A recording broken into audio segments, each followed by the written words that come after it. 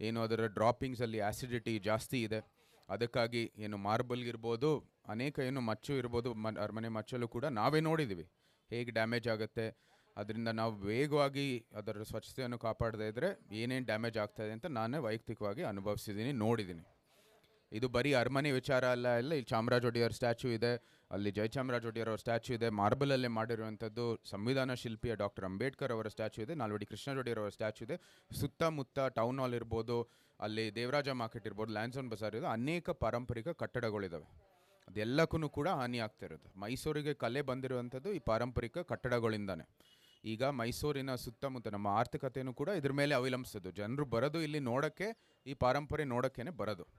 ಅದನ್ನು ನಾವು ಕಾಪಾಡಬೇಕಾಗಿರೋದು ನಮ್ಮ ಇಕನಾಮಿಕ್ ಪರ್ಸ್ಪೆಕ್ಟಿವಿಂದ ಎಲ್ಲಕ್ಕಿಂತ ಮುಖ್ಯ. ಯಾಕಂದರೆ ನಾವು ಬದುಕುವುದು ಎಲ್ಲಕ್ಕಿಂತ ಬದುಕುವ ಆಧಾರ ಇರೋದು ನಮ್ಮ ಇಕನಾಮಿಕ್ ಪರ್ಸ್ಪೆಕ್ಟಿವಿಂದ. ಪರಂಪರೆ ಎಲ್ಲ ಬರೋದು